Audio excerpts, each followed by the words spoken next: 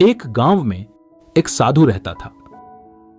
इस साधु में कुछ अद्भुत शक्तियां थीं जिनका उपयोग वह गांव के लोगों के लिए करता था। जब भी वह नाचता था तब आसमान से बारिश होती थी। गांव के लोग जब कभी भी बारिश की जरूरत होती वे तुरंत साधु के पास जाकर प्रार्थना करते कि वह नाचकर बरसात लाए। एक दिन शहर से 4 युवक गांव में घूमने आए। उन्हें यह बात पता चली कि साधु के नाचने से बारिश होती है तो उन्हें यकीन नहीं आया। वे गर्व में भरे हुए थे क्योंकि उन्होंने शहरी शिक्षा दीक्षा प्राप्त की थी। उन्होंने गांव वालों को चुनौती दी कि अगर वे भी नाचकर बारिश ला सकते हैं तो साधु के नाचने से बारिश नहीं होगी। अगले दिन सुबह सुबह गांव के लोग उन 4 युवकों को लेकर साधु के आश्रम पर पहुंचे। गांव वालों ने सारी बात साधु को बताई। फिर उन चारों युवकों ने नाचना शुरू किया।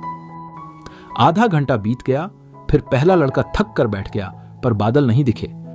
कुछ देर बाद दूसरे लड़के ने नाचना शुरू किया और 1 घंटे बीतते बीतते वह भी थक कर बैठ गया।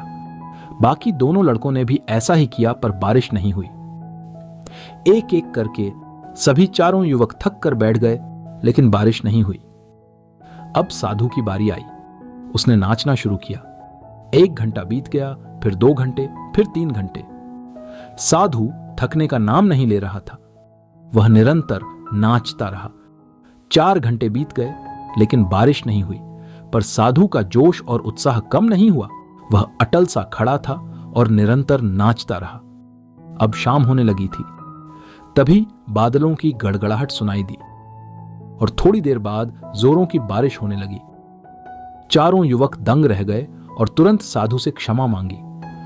उन्होंने साधु से पूछा, बाबा ऐसा कैसे हो गया? हमारे नाचने से बारिश नहीं हुई और आपके नाचने से बारिश हो गई।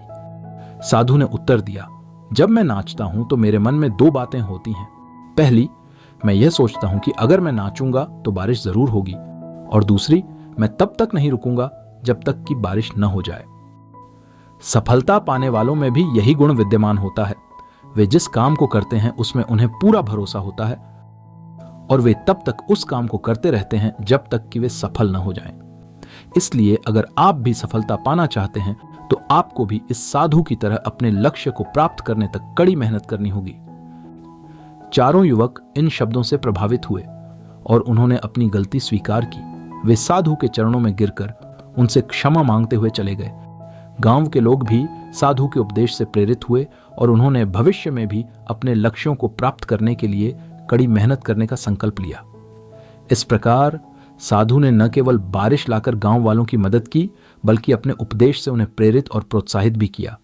उनका यह उपदेश सभी के लिए एक महत्वपूर्ण सीख बन गया।